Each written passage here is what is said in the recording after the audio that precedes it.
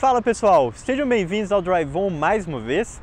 E hoje aqui para o nosso quadro de avaliações a gente está com mais um carro elétrico. E esse carro é o JAC EV40.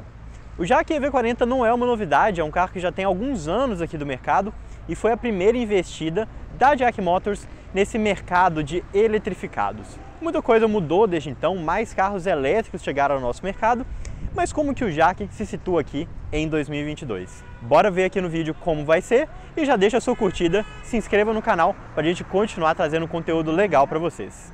Bora lá?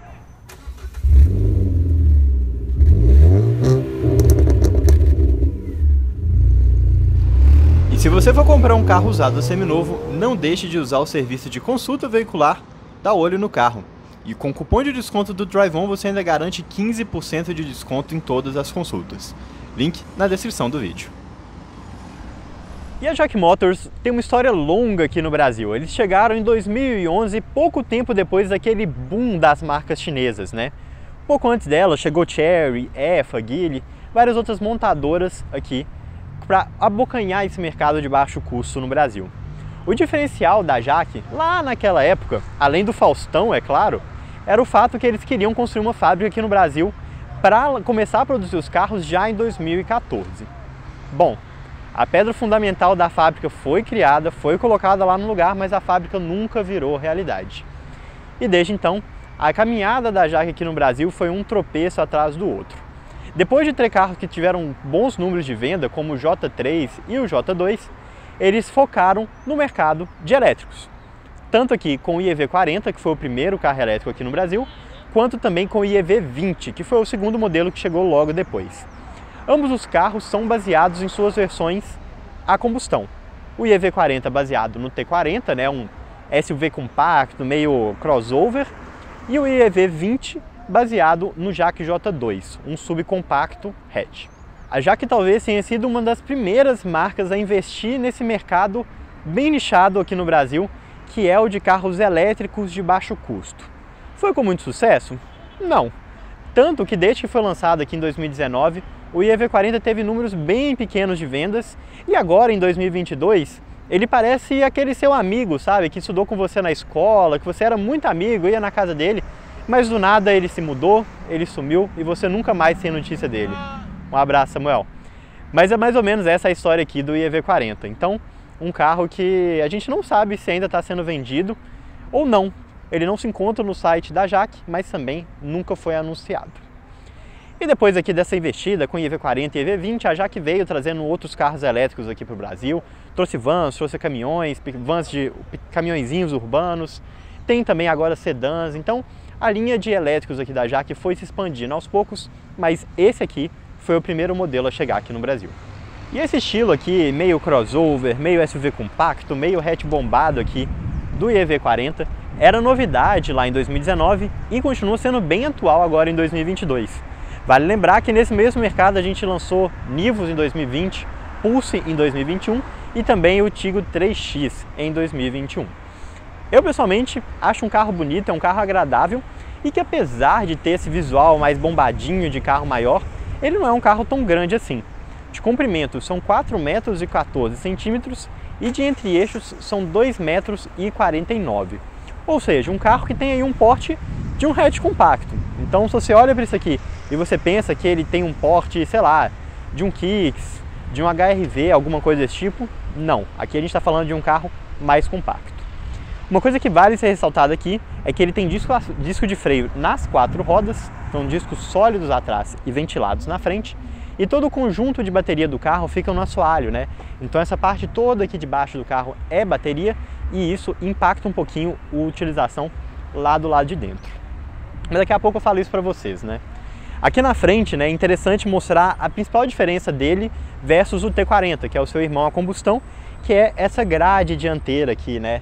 Ele não tem uma grade com espaço para abrir, para passar ar para o radiador, nem nada do tipo, é uma grade toda fechada, para dar essa carinha de carro elétrico, né? Eu sei que as marcas costumam gostar de fazer isso. Porém, aqui embaixo do capô, né, enquanto quando a gente olha naqueles carros elétricos mais modernos, né, você olha num Tesla, numa Porsche Taycan, a gente tem um compartimento para bagagem, aqui não. Aqui a gente tem um compartimento um pouco mais tradicional. Óbvio que aqui dentro a gente não encontra um motor a combustão, a gente tem um motor elétrico e o conversor, né? Então a gente tem essas duas caixas lacradas de metal aqui no meio, porém algumas coisas são mais tradicionais de um carro a combustão, né? Então a gente tem aqui uma bateria 12 volts, além do conjunto bateria propulsor do carro, a gente também tem uma bateria convencional. A gente tem a parte do fluido de freio, tem um fluido hidráulico, né? O sistema de freio é muito parecido com o carro convencional. A gente tem também aqui na frente um radiador, apesar do carro não ter a grade aqui na frente, ele também tem um radiador.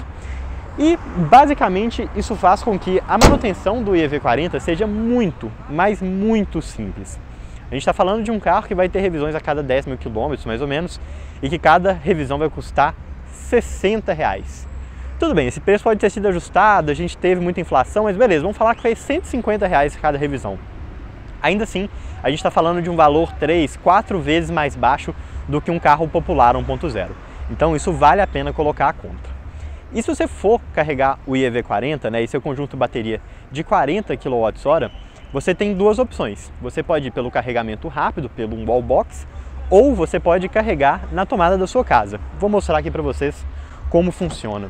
Vou abrir a escotilha ali para vocês verem. Tem um botãozinho aqui no interior do carro, que é só você apertar e ela abre aqui para você. Interessante ressaltar que essa escotilha, quando abre, ela abre um espaço para dois tipos de carregadores diferentes. Então olha, repara, você tem duas tampinhas aqui.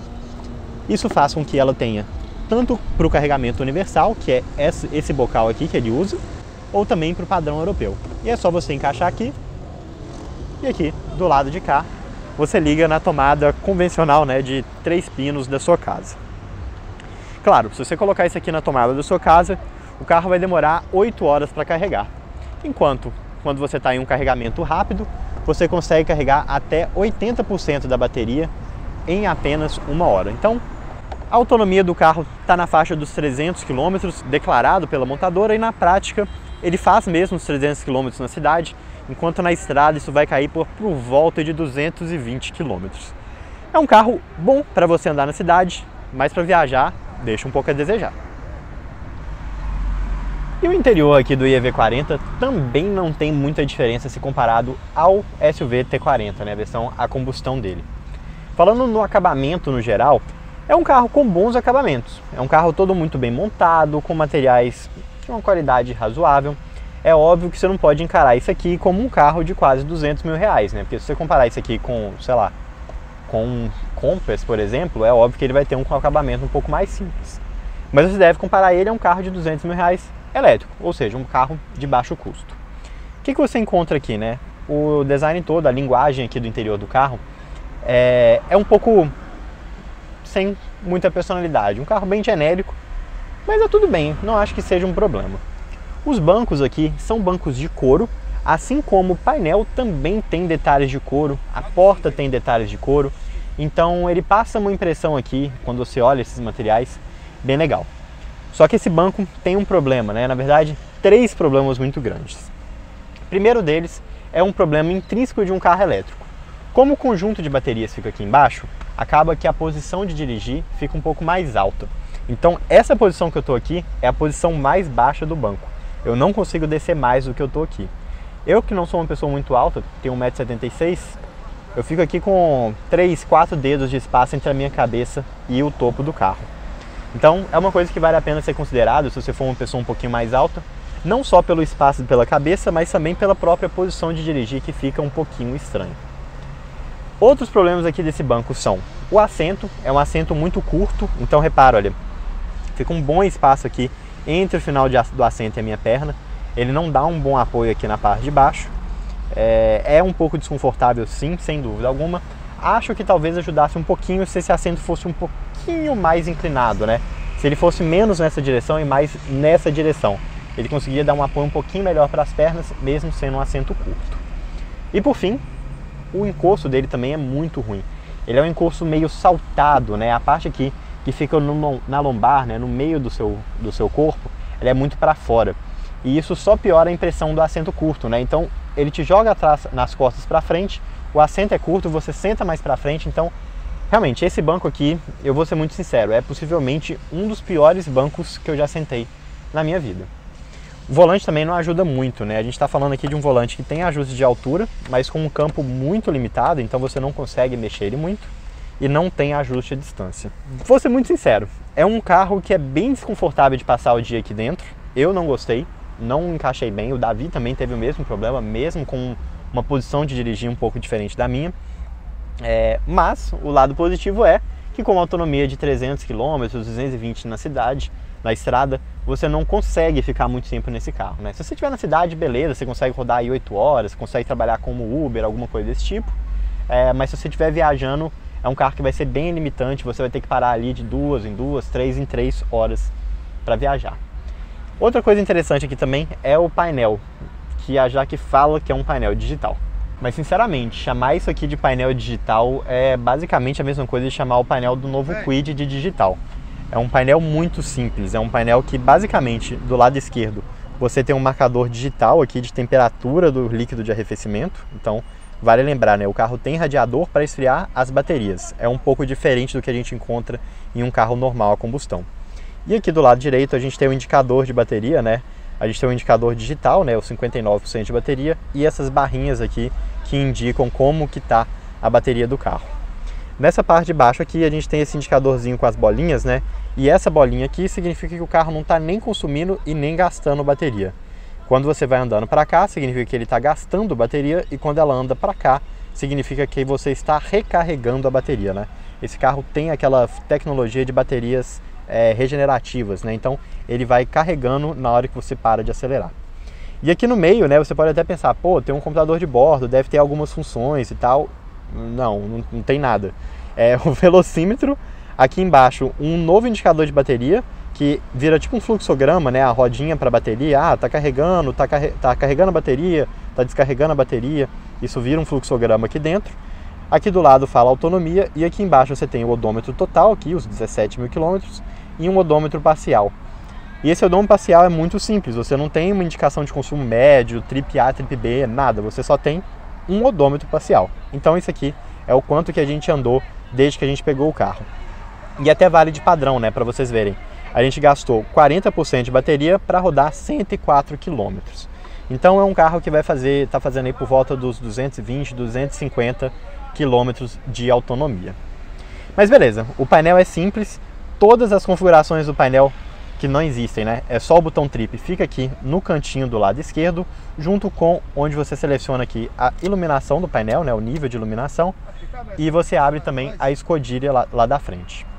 O volante é um volante multifuncional, então você consegue ter aqui as funções do telefone e do lado de cá as funções do piloto automático. É um piloto automático convencional, não tem nada muito diferente. E aqui no centro, uma central multimídia que é peculiar, digamos assim. Ela tem algumas coisas positivas, né? Então ela tem aqui o ajuste de volume do lado esquerdo, né, com uma rodinha, mais prático. Tem esses botões aqui, esses atalhos que são touch, né? Então você consegue ligar e desligar o painel. E aqui dentro a gente tem um sistema curioso, né? A gente tem aqui a função de rádio com essa interface super pesada. A gente tem aqui forma de você ligar o USB, né? Colocar aqui um pendrive, por exemplo, de você ligar o telefone, e ela tem espelhamento de celular, mas não é Android Auto e Apple CarPlay. Ela tem esse espelhamento com cabo que você realmente espelha a tela. A gente tentou aqui de tudo quanto é jeito e não conseguiu fazer funcionar. É meio chato, né? Principalmente pensando que é um carro que foi lançado em 2019. Aqui no Jaque EV a gente tem algumas informações do conjunto motriz do carro, né? Então bateria, os motores, ele aparece o mesmo gráficozinho que tem ali no computador de bordo, também aparece aqui. Ele tem esse lugar onde você consegue ver o histórico de consumo, mas sinceramente, isso aqui é a maior balela que tem. O carro não consegue mostrar um consumo, ele fica pulando entre números aqui entre 4 e 7 sem nenhum sentido. Não é um consumo instantâneo, não é um consumo médio. Se você vai aqui no histórico de consumo, todas as barras são iguais, isso aqui não mudou em momento algum. E essa parte aqui de distribuição de energia, que sinceramente, para que você precisa de tanta informação? É realmente desperdício ter isso aqui. Tem a parte aqui de informação do carregamento, aqui beleza, ele mostra quanto que está a voltagem, quanto que está a corrente, como que está o carregamento, coisa simples, mas é legal de você ter. Aqui você consegue mexer em algumas opções aqui sobre o carregamento, e aqui alguns ajustes do carro, nada demais. Tem o Bluetooth, tem aqui o sensor de pressão dos pneus, que ele agora no momento ele perdeu todos, né? A gente estava com esse sensor funcionando e agora aparentemente todos pararam de funcionar. E o problema é que ele fica com uma luzinha no painel alegando isso o tempo todo. É bem chato mesmo. Na segunda página aqui a gente tem uma função de iPod, bem coisa de central mais antiga, e também essa parte aqui de controle de manutenção, que sinceramente é um pouco mais complexo do que seria necessário, né? E aparentemente esse carro aqui com uns quase 18 mil quilômetros, ninguém nunca zerou isso aqui, né? Se eu quiser zerar, ó, eu zerei. E não tem como você se desfazer, já era. Zerou, tá zerado. E aqui, opa, na página anterior, a gente também tem algumas configurações no carro que mostram uma carinha bem de central multimídia chinesa, né? Não no sentido muito positivo disso, mas aquelas centrais não muito legais, né? Entre elas a gente tem essa opção de wallpaper aqui. Se você quiser colocar uma coisa meio espacial, olha, você consegue deixar aqui essa central multimídia com esse visual peculiar, digamos assim. De segurança, esse carro tem um conjunto bem básico, né? São 2 airbags, ABS, controle de tração e de estabilidade. Nada além disso. O controle de tração pode ser desligado por um botãozinho aqui e só, sem grandes destaques.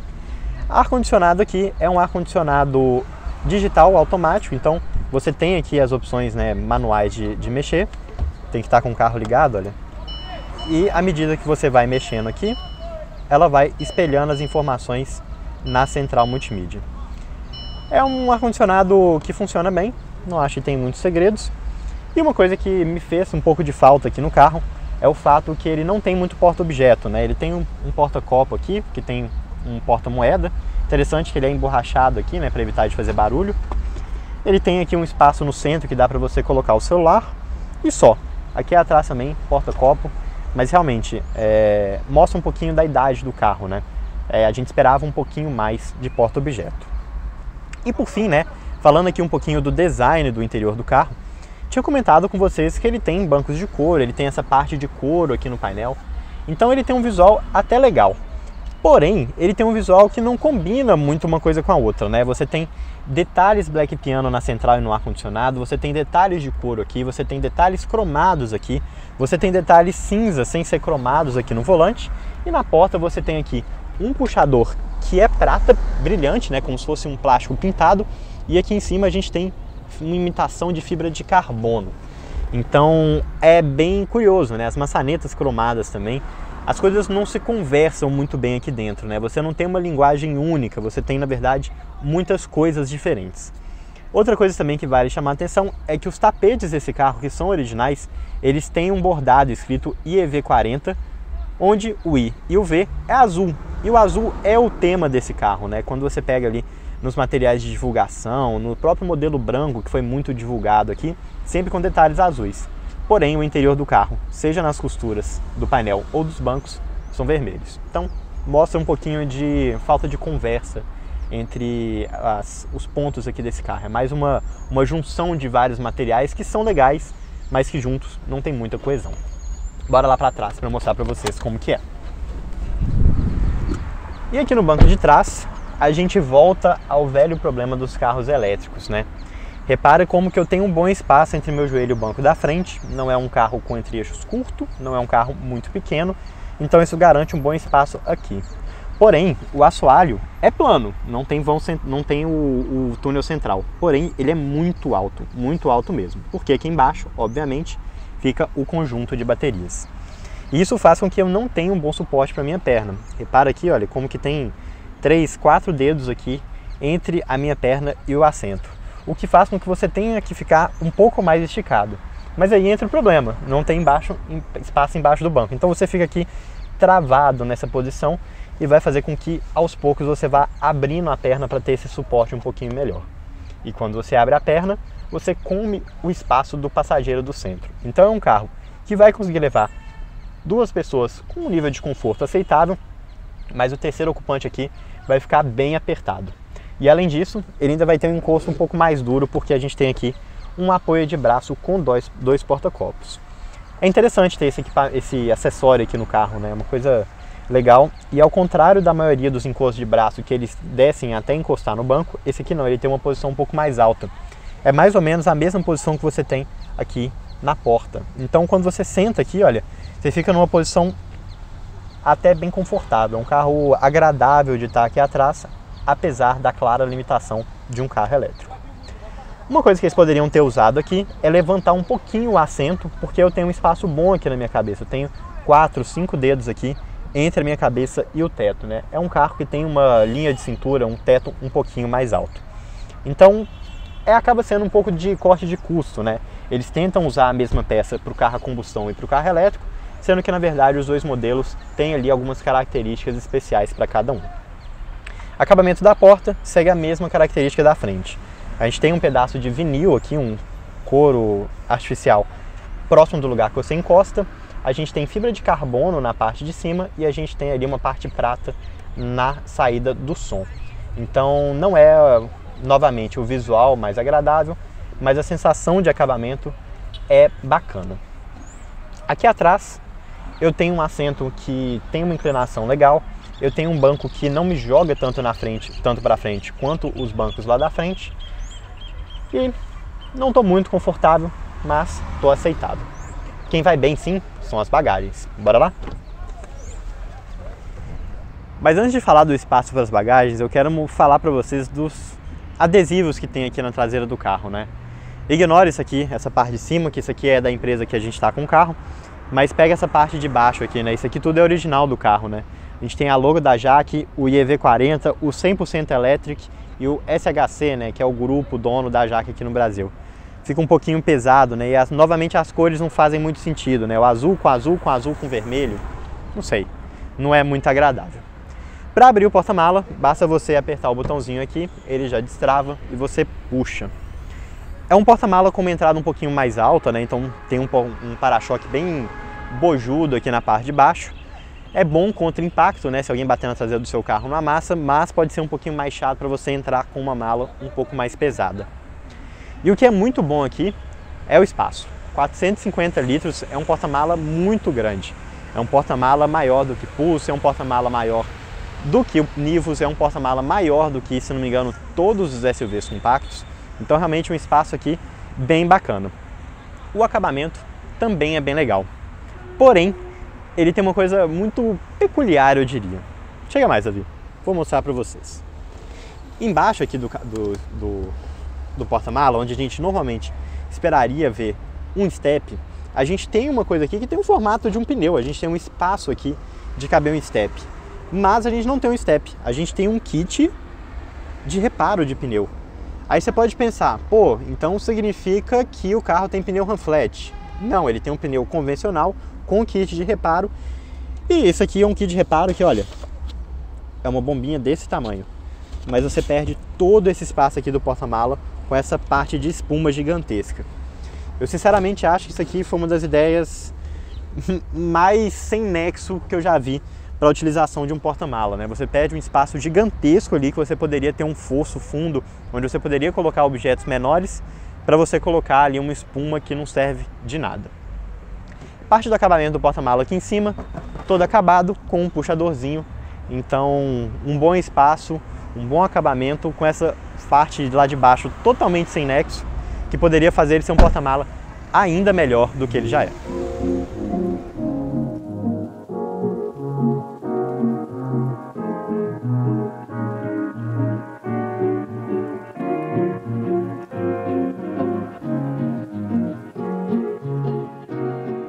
Bora então acelerar aqui o JAC IEV40, a famosa hora de enfiar o pé na jaca.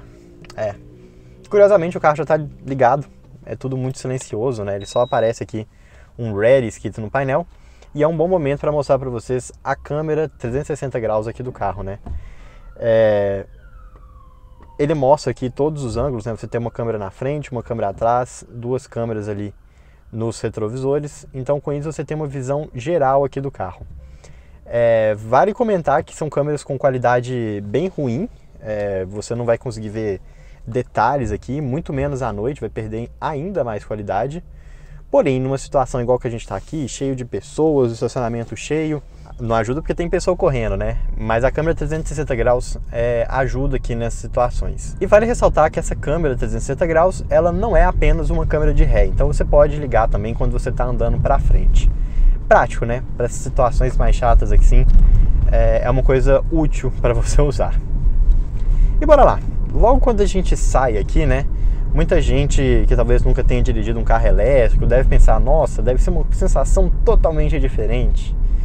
E não, é uma sensação aqui totalmente convencional, é exatamente o que você espera de um carro normal, com exceção de alguns detalhes, né? Então, um carro elétrico não faz barulho, você tem aqui um carro que anda só fazendo um leve assobio de vez em quando. Fora isso, acelerador, freio, toda a sensação aqui de direção, tudo é muito parecido com um carro a combustão e câmbio automático. Falando de câmbio, né, é um bom momento para falar que esse carro ele não tem marchas, ele é um carro que tem uma única marcha, né, ele anda para frente ou para trás. Então a gente não pode nem falar que é uma transmissão automática, né, é realmente um carro com uma marcha só. E isso é possível graças ao motor elétrico. O que isso significa? Torque instantâneo a qualquer momento, olha. Tô aqui, andando de boa, pisei no acelerador, olha, 3, 2, 1, foi. O carro empurra com bastante vitalidade. E até você estar aqui por volta de 80 km por hora, ele tem uma entrega de torque, de potência muito legal. A gente está falando de um motor aqui de 115 cavalos, 27,5 kgfm de torque, né?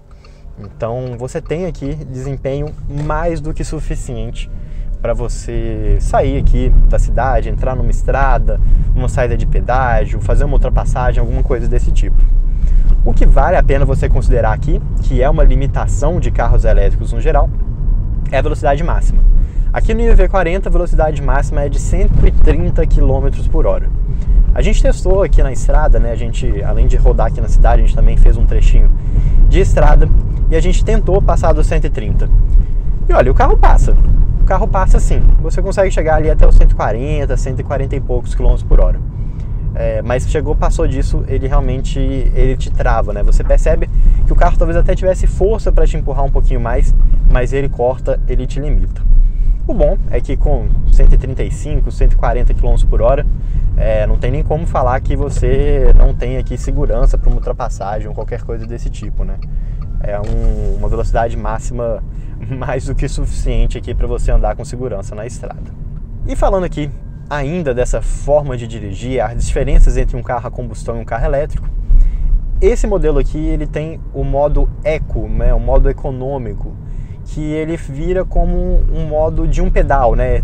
Dependendo do carro elétrico, isso tem nomes diferentes, né? One Pedal, modo regenerativo, modo B, Eco, depende. Aqui a Jaque chamou de Eco. Então você tem um botãozinho que você aperta aqui do lado esquerdo e isso faz com que o carro vire um carro que funciona com um único pedal. Um carro com um único pedal? Como assim? Bom, significa que eu consigo parar e andar com o carro apenas com o pedal do acelerador. O pedal de freio ele vira apenas para emergência.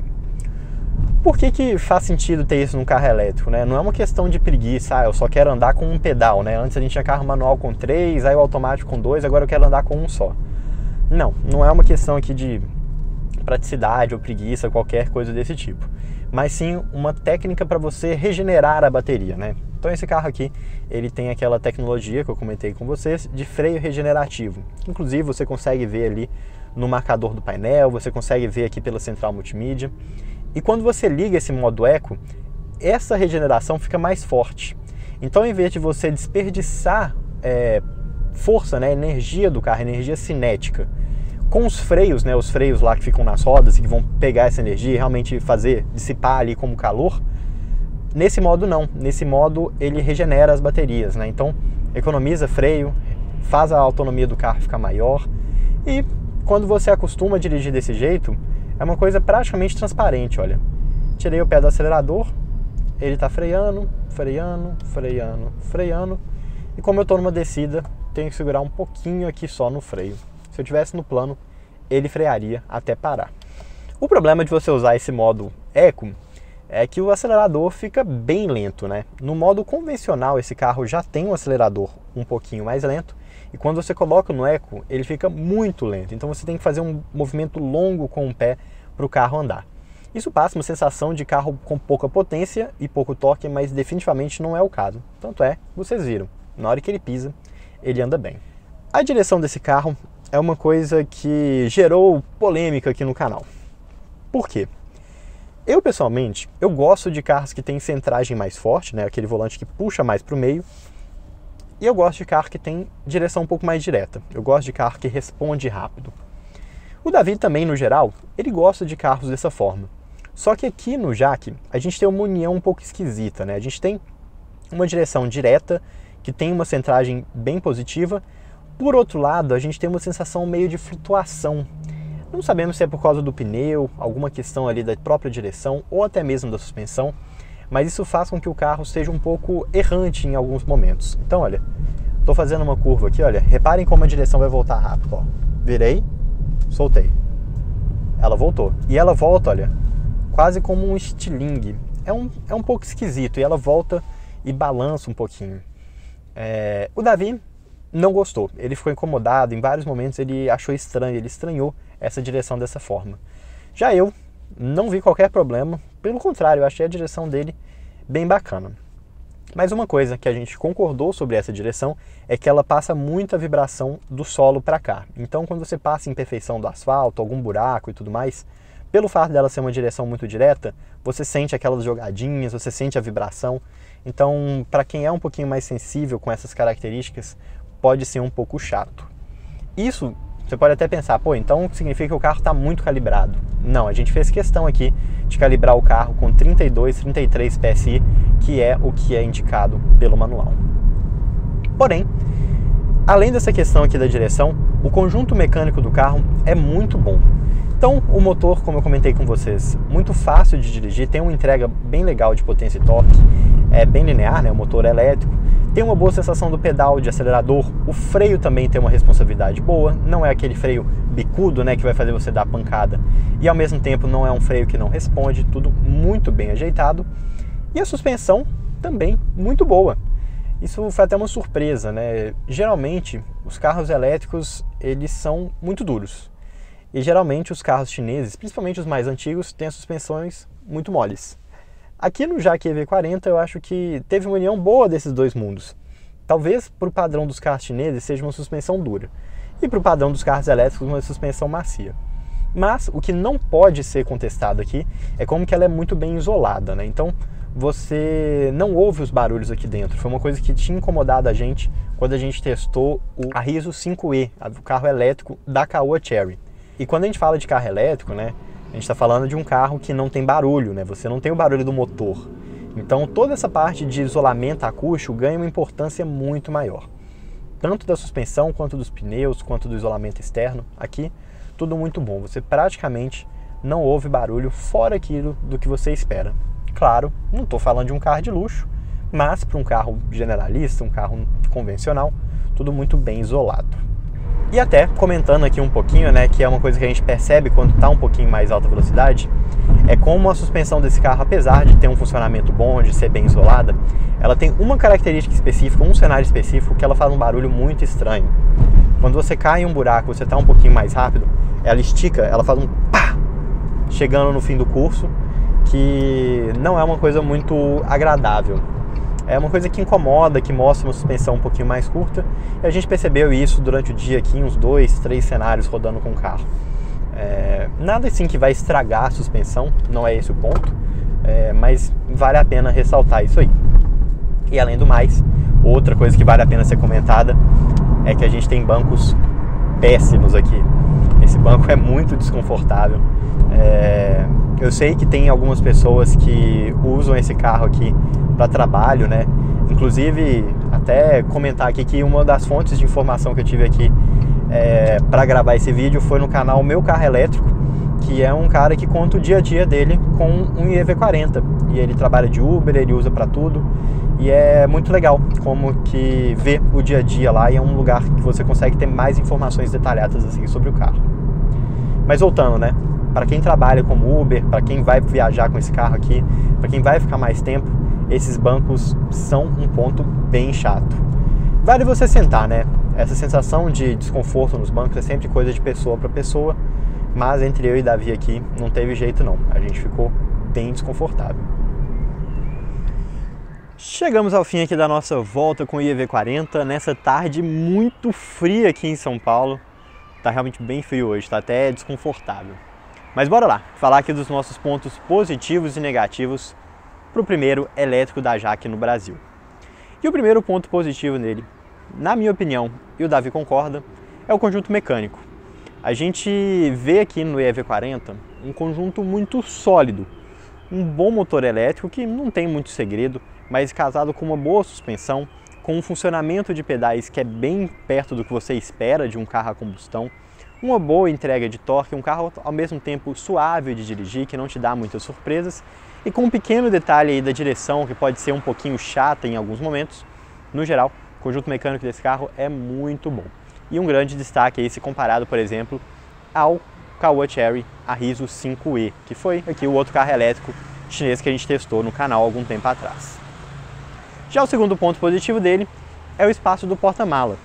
Então, se aqui atrás você acaba não tendo um espaço muito bom ali por conta das baterias, em compensação, no porta-mala o espaço é bem legal. A gente tem 450 litros, então uma litragem muito alta, e um porta-mala que tem um bom acabamento, um bom espaço, e não um porta-mala fundo, né? Então te dá a oportunidade de colocar coisas mais altas lá. E vale um porém, que esse porta-mala poderia ser ainda melhor se a gente tivesse um step mais bem utilizado, né? A gente tem o fosso do step lá com aquela espuma gigantesca lá para o kit de reparo e que poderia ser mais um espaço para você colocar objetos lá atrás. Mas é claro que nenhum carro é perfeito e o IEV40 também tem os seus pontos negativos. E o primeiro dele é literalmente a primeira coisa que você percebe na hora que você senta no carro: os bancos. Eu poderia falar de ergonomia, né? Os carros elétricos por si só, eles têm algumas limitações ergonômicas ali por conta da bateria no assoalho. Mas eu acho que não seria justo, porque isso é o tipo de coisa que não seria possível de corrigir. Mas os bancos, isso não é só uma coisa que seria possível de corrigir, como é uma coisa básica, né? Você ter bancos confortáveis é uma coisa esperada de qualquer carro. Quando a gente está falando de um carro caro como esse aqui, que na época do lançamento custava 140 mil e hoje, se estivesse sendo vendido, custa mais de 200 mil, então é uma coisa bem chata, né? Os bancos realmente deixam bastante a desejar. E o segundo ponto negativo dele é a conectividade. Geralmente, quando você pensa em um carro elétrico, você pensa em um carro que tem muita conectividade, que tem muita tecnologia embarcada. E beleza, você tem um motor elétrico que é moderno, mas aqui você deixa várias outras coisas na mão. Então você não tem espelhamento de celular nem via Android Auto, nem Apple CarPlay.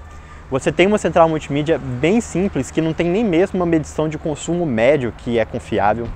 E você tem um painel que é muito esquisito. Você tem um painel ali que é digital, mas que é um painel mais simples do que o painel que você encontra em um Kwid, por exemplo. Então não faz muito sentido, né? Eles poderiam investir um pouquinho nisso mais para ter esse destaque no carro e com certeza, perto de um pacote tão caro quanto ele é, esse detalhe não seria o que faria o carro ser inviável ou não. E o terceiro ponto negativo é segurança. Óbvio, esse carro aqui tem um pacote básico que você espera, né? Você tem 2 airbags, ABS, controle de tração e controle de estabilidade. Mas a gente está vivendo em um momento onde carros mais simples do que ele têm outras questões de segurança que a gente não encontra aqui, como por exemplo um piloto automático adaptativo, um sensor de frenagem de emergência, um sensor de ponto cego e várias outras coisas aí que fariam um conjunto ficar mais completo. Acaba que é um assunto que combina muito com o ponto anterior que eu falei, né? Você espera de um carro elétrico tecnologia. E aqui no IEV40 você não encontra nada além do básico mesmo. E para finalizar essa nossa avaliação aqui com o Jaque IEV40, eu gostaria de trazer um comentário aqui de uma pessoa na nossa comunidade aqui no YouTube. A gente está fazendo um costume agora que sempre quando a gente pega um carro novo para gravar, a gente posta uma foto dele e abre espaço para vocês mandarem as suas dúvidas aqui sobre os carros que a gente estiver gravando durante a semana. Então, se você quiser fazer parte disso, se inscreve no canal e fica de olho aí na nossa aba de comunidades ou na home do YouTube, que ele também pode aparecer para vocês. Mas bora lá, quem mandou o comentário foi o Cleiton Lima e ele perguntou sobre autonomia. Ele quer saber se a autonomia é próximo ou longe do que a fabricante declara e se na rodovia ele consome muito mais do que na cidade.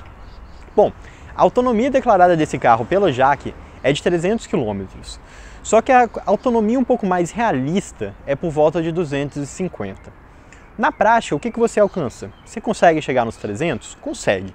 Andando na cidade, um pouco mais tranquilo, usando o modo de regeneração com o máximo de frequência e sem ar-condicionado. Dá para você fazer 300, até 300 e pouquinho. Porém, andou na estrada, você perde bastante dessa autonomia. Você vai chegar ali por volta dos 250, 220 quilômetros. Então, óbvio, é um carro que tem uma proposta um pouco mais voltada para a cidade. E a outra dúvida aqui, que o Cleiton também mandou, é sobre a preocupação com recarga e uso no dia a dia. E bom, é uma dúvida que depende muito de onde você mora. Aqui em São Paulo, onde a gente está, os carregadores de carro elétrico já tem praticamente todo lugar da cidade. Então, muitos supermercados, shoppings, prédios comerciais e até mesmo alguns empreendimentos residenciais mais novos têm postos de carregamento. Então, eu acho que a rede por si só, o número de locais de carregamento, deixou de ser um problema dentro da cidade de São Paulo já há pouco mais de um ano. Só que qual que é o problema? O número de carros elétricos está crescendo, a gente está vendo muitas locadoras com carro elétrico inclusive, então as pessoas recarregando em lugares comuns, lugares públicos, está cada vez maior. Então é muito comum você chegar num shopping, você querer carregar o carro e você não ver nenhum espaço vazio para você colocar. E quando a gente está falando de outras cidades, aí a realidade é ainda mais complexa. Em Belo Horizonte mesmo, são raríssimos postos de carregamento de carro, são em pouquíssimos shoppings e geralmente um único lugar de carregamento. E na estrada, aí o problema é ainda maior. A gente tem poucas estradas com cobertura para carros elétricos aqui no Brasil e, além do mais, você ainda corre o risco de você não ter um carregador que é 100% compatível com o seu veículo. Então carregar, ele até carrega, mas ele não carrega tão rápido e você vai ter que ficar ali 2, 3 horas esperando para carregar metade da bateria do carro. Então, óbvio, vários probleminhas chatos aí que podem ter no uso do dia a dia com o carro, mas o iEV40 tem a vantagem que ele tem ali o carregador universal e também o padrão europeu, então uma cobertura um pouquinho mais alta. E chegando aqui ao final do vídeo, né, respondendo também uma pergunta que muitas pessoas se fazem, né, é viável ter um carro elétrico no dia a dia? Eu diria que sim. Eu não teria um carro elétrico como meu único carro, porque eu preciso de viajar. Eu vou de São Paulo para Belo Horizonte com certa frequência. Mas se fosse o meu segundo carro para usar na cidade, provavelmente eu usaria todos os dias. É um carro que você vai gastar aí 20, 25 reais para você completar aqui a bateria e você vai rodar 200, 300 quilômetros com uma carga. Então acaba saindo muito mais barato, com uma manutenção muito mais simples, muito mais barata. E a parte da revenda, né, acaba sendo sempre aquele mistério. Mas como é um carro que tem poucas unidades, você consegue revender sem muita dificuldade. Então é isso. Essa foi a nossa variação aqui com o Jaque iEV40. E eu quero saber de vocês. O que vocês acharam do vídeo? Se vocês têm alguma dúvida além dessa que o Cleiton mandou. E a gente se vê aí no próximo sábado, meio-dia, aqui no Drive On. Um abraço a todos e até mais.